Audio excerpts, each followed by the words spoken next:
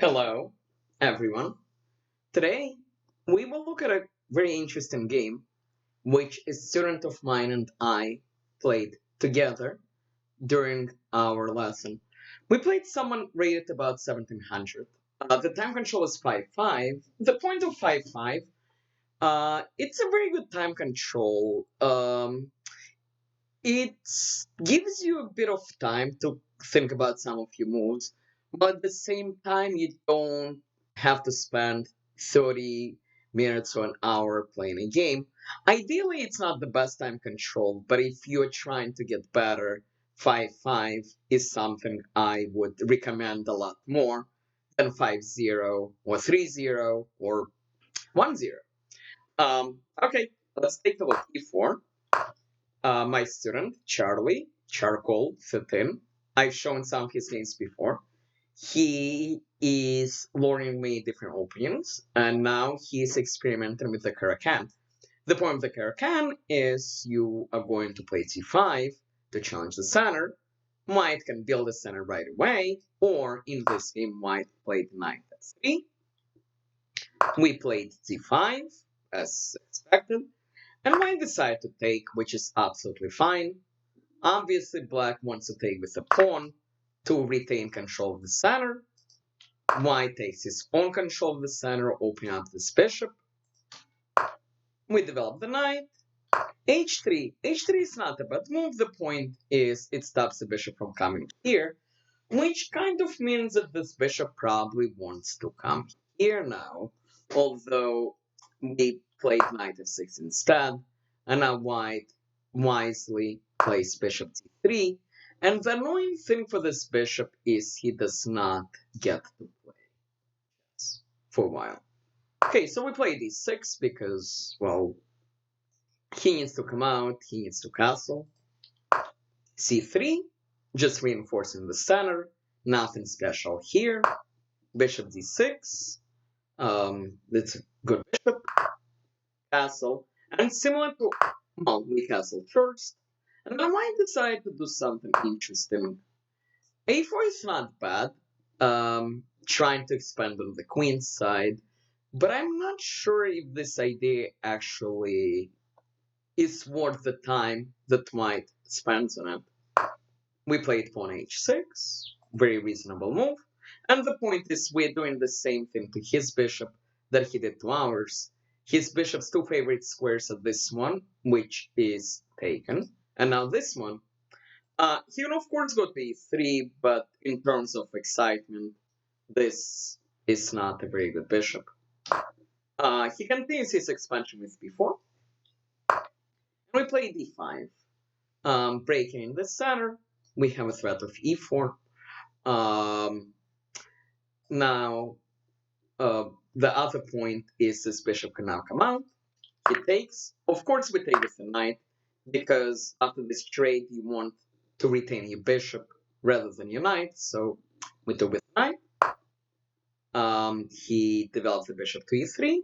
In this position, although this is a pretty good knight, we take the bishop.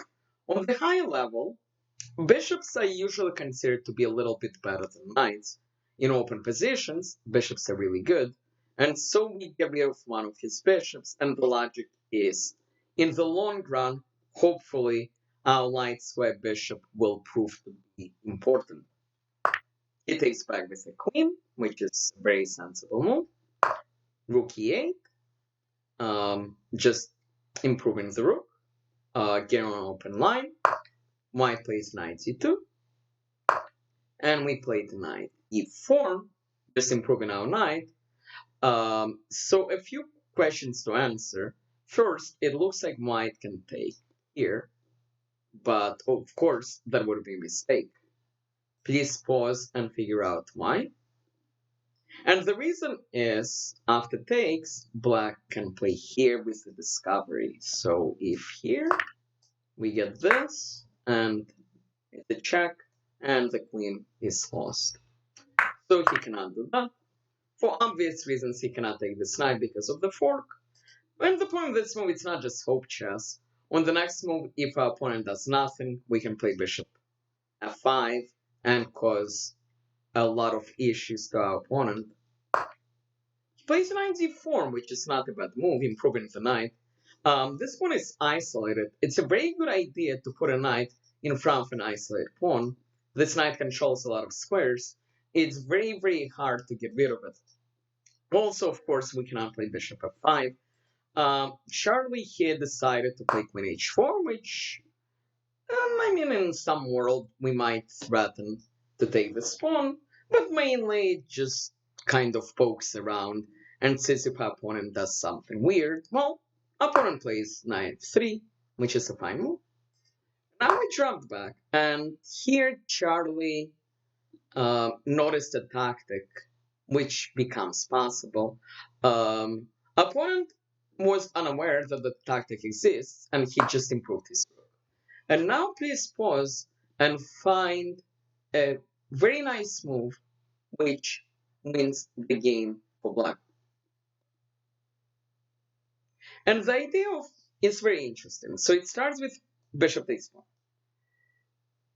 The logic is, okay, if white doesn't take, well, we up a pawn, we can put some pressure over here, and this becomes very, very good for black. Now, if he takes back, we can check here. And when we're checking, we're doing two things. We're checking the skin, but also we're putting the queen on the same diagonal as his queen.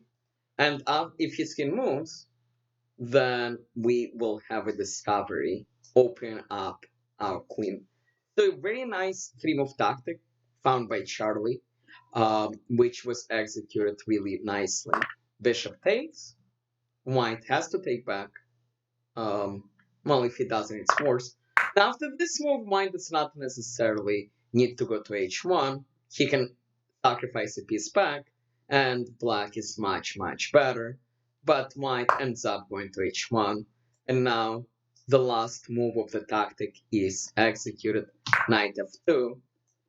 The queen is going to fall, and the opponent here resigned. Very important. So first of all, great job to Charlie. Very, very impressive spotting this tactic. But the larger lesson to everyone watching this video is always look for forcing moves, especially when you have a lot of pieces pointing at the opponent's king. Start looking for sacrifices. Start looking for ways to possibly break through. So once again, great job to Charlie. This young man actually reached the rating of 1800 a few weeks ago. He dropped a little bit since then, but I'm sure he will be back. Thank you to all of you for watching. Please like, please subscribe, and I will be back soon.